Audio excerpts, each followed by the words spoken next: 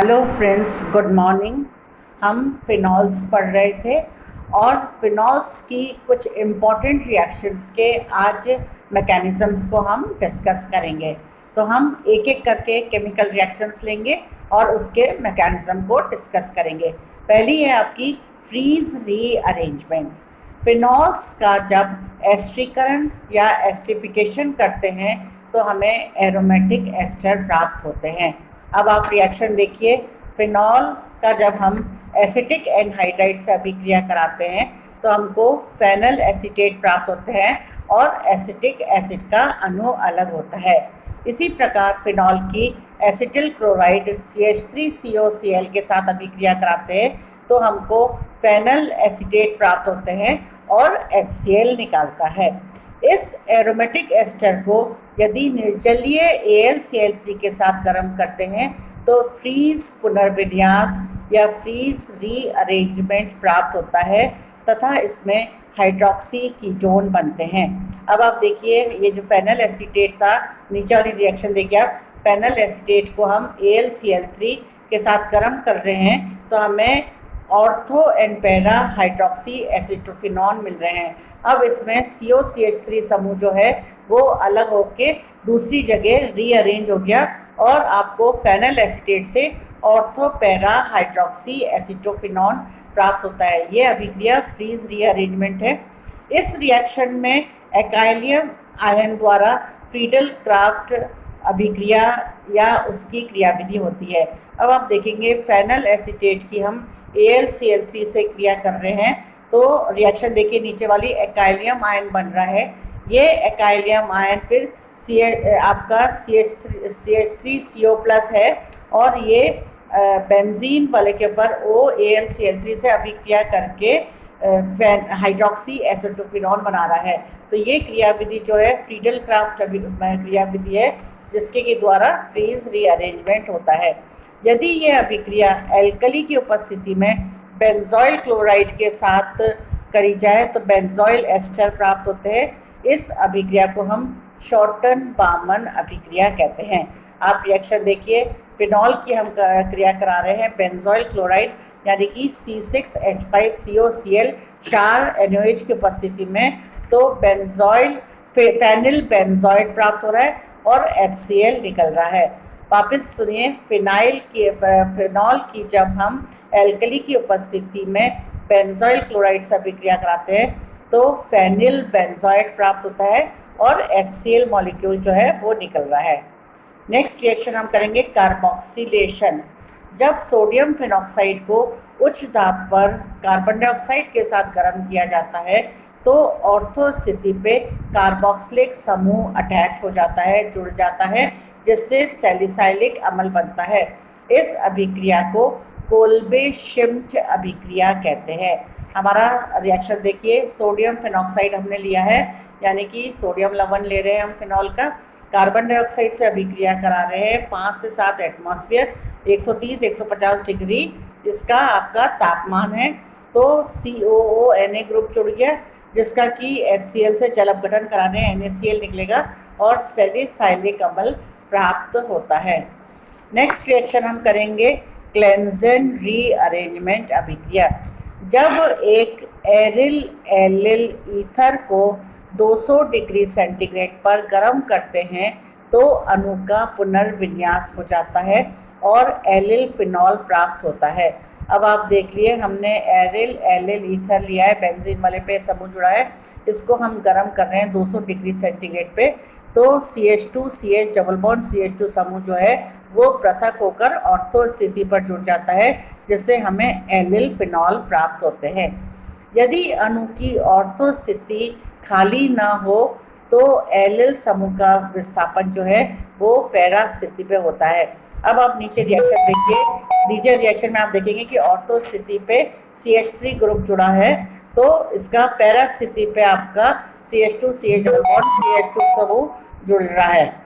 ठीक है, तो अगर ऑर्थो स्थिति खाली नहीं होती तो एलिल समूह का विस्थापन जो है वो पैरा स्थिति पर होता है।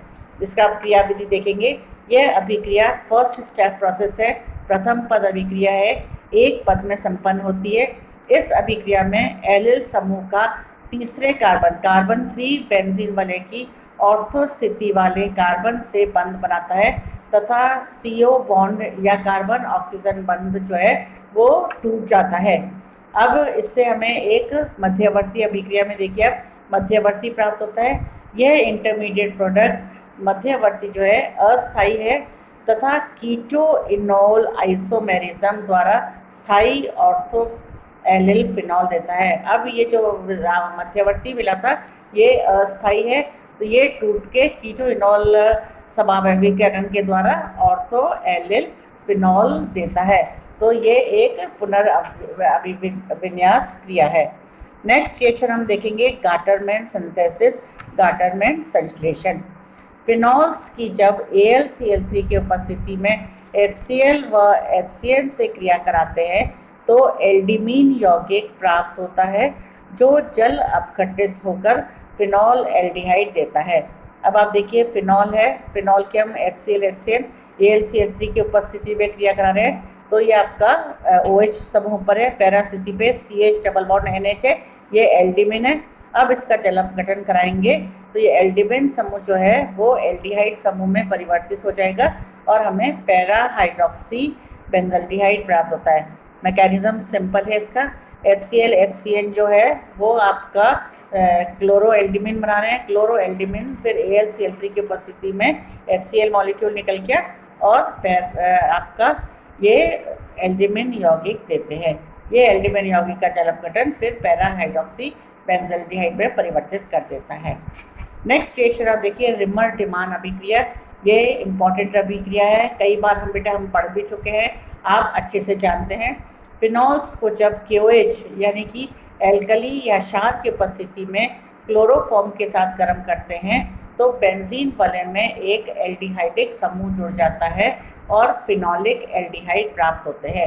अब आप रिएक्शन देखिए, फिनॉल प्लस CHCl3 क्षार KOH की उपस्थिति में कर रहे हैं तो मेन प्रोडक्ट जो है वो सैलिसैल्डिहाइड प्राप्त होता है। ऑर्थो स्थिति पे CHO ग्रुप जुड़ गया, ऑर्थो हाइड्रोक्सी बेंजल्डिहाइड या सैलिसैल्डिहाइड प्राप्त होता है।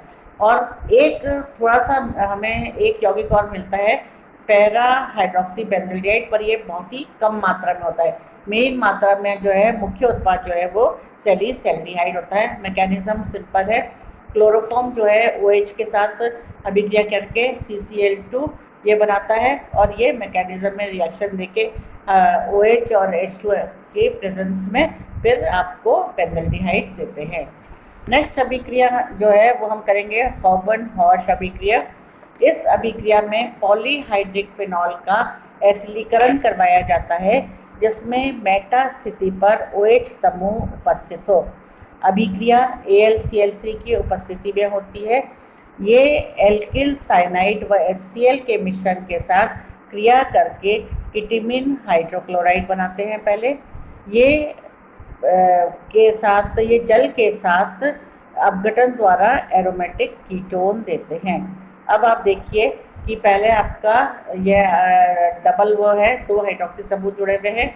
अब आप इसमें रिएक्शन करो एल्किल साइनाइड HCl के साथ AlCl3 की उपस्थिति में, तो ये आपका बन रहा है, जो बन रहा है ये बना आपका किटिमिन हाइड्रोक्लोराइड समूह जुड़ गया। फिर इसका जल अपघटन हम जब कर रहे हैं तो 2,4 डाइहाइड्रोक्सी एसिटोफिनॉन बनते हैं। क्रियाविधि जो है वो आरंभ होगी पहले मेथिल साइनाइड HCl से, तो क्लोरो आपका किटिमिन बन जाएगा और ये फिर AlCl3 की उपस्थिति में क्रिया करके मैकेनिज्म द्वारा 2,4 डाइहाइड्रोक्सी एसिटोफिनॉन देते हैं। एक अभिक्रिया और हम पढ़ेंगे बेटा लेटरर मानसे अभिक्रिया। ये भी एक इम्पॉर्टेंट अभिक्रिया है। फिनॉल्स एलिफेटिक व एरोमेटिक एल्डिहाइड के साथ संघनन या कंडेंसेशन अभिक्रिया द्वारा क्रिया करते हैं। ये अभिक्रिया एसिड और बेस दोनों ही प्रकार के उत्प्रेरक में संपन्न होती है। फिनॉल की जब हम फॉर्मेल्डिहाइड के साथ अभिक्रिया कराते हैं NaOH की उपस्थिति में, तो फिनॉलिक ग्रुप के ऑर्थो और पैरा स्थिति पे CH2OH ग्रुप जुड़ जाता है जिससे कि हमको ortho para hydroxy benzyl alcohol देते हैं। अब ये मैंने बताया ये अभिक्रिया जो है अम्लीय उत्प्रेरक में भी होती है और क्षारीय उत्प्रेरक में भी पाई जाती है।